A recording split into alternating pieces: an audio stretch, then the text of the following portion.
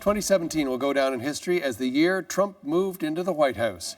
So what will the next few years look like? Our next guest, a regular contributor to CBC News Network on the weekend, Paul Brandus. He's the founder of West Wing Reports. He's a regular guest on our U.S. political panel, and he joins us from Washington. First, Paul, I'm going to wish you a Happy New Year to you and yours. Thanks for joining us. Thank you, and you as well. Thank you, sir. And we'll begin with what kind of year it might be and Trump's latest comments about those hacked emails. We've seen him last night at his party in Mar-a-Lago, unconvinced that the U.S. was hacked. We've seen new sanctions imposed by the Obama administration. What might we see when it comes to Russia? A reversal of those sanctions by Trump when he takes office?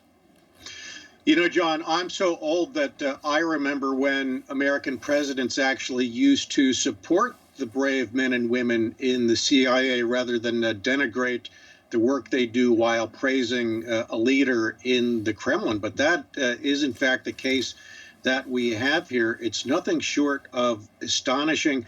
I'm not quite sure what Trump will do. I think that clearly, judging by his words and tweets, I would not be overly surprised if these sanctions against the Russians went away after he comes into office 3 weeks from now. That is music to Putin's ears. That's exactly what he wants. And boy, judging by the way that Trump is praising him, Putin is playing him like a fiddle. I would not be surprised to see if these sanctions went away. No doubt about it. Well, a man sounding a discordant note in all of this is Senator John McCain. Of course, he's in Ukraine right now. He has very strong words when it comes to the Russians. He wants to see those Obama sanctions ramped up even more. Is this the sign of the sort of infighting that we might see going forward, infighting within the Republican Party?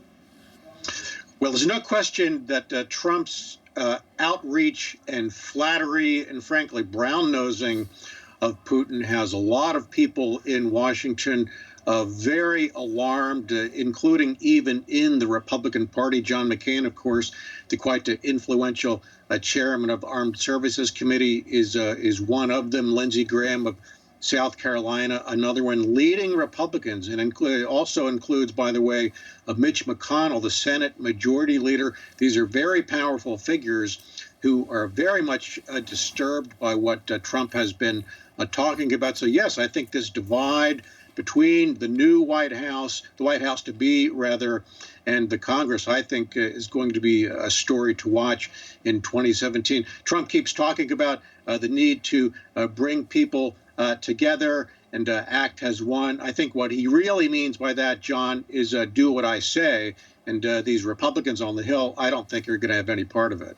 Well, of course, he does have a majority in the House and Senate, and of course, he has the ability to use executive powers as well. So, Paul, look into your crystal ball. What sort of election promises, how many of those election promises could we see Trump accomplishing even within the first 100 days in office? Well, I think that a year from now, we may be talking about how disappointed some of his supporters might be, John, about the fact that some of the things he talked about during the campaign did not come to fruition.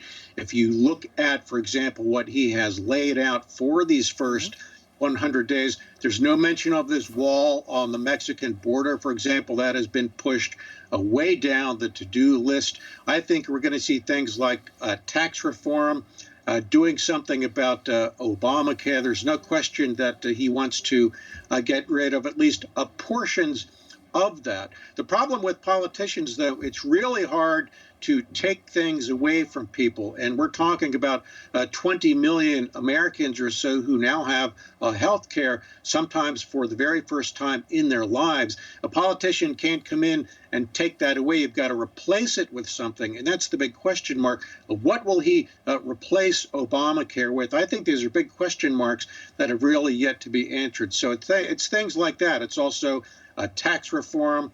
And there are a lot of strange things going on with China and Taiwan. Will he meet with the president of Taiwan on her upcoming visit? All kinds of question marks swirling about. I think we'll just have to wait and see. Time for one more quick question here, Paul, and this is about the mechanics of communication. He used Twitter to his advantage during the campaign. He's used it controversially since being elected. Do you think once he's in the Oval Office, will he continue to use Twitter, and to what effect? I would think so. I think the Trump that we saw during the campaign is the Trump that we will see in the White House. It was so effective for him. There's no reason for him to change. He clearly has this animosity to the White House press corps. That includes yours truly, by the way. And I think he has given no press conference in about 6 months. I don't think those things are going to change. And why should they? He has millions and millions of followers on Twitter. He can reach them with a message completely controlled by him, unchallenged by others. Obama did it to great effect. And I think we're going to see more of the same from Trump as well. Interesting times ahead in 2017. Yep. Thanks for this, Paul. Thank you. Happy New Year. You too. Paul Brandus is the founder of West Wing Reports.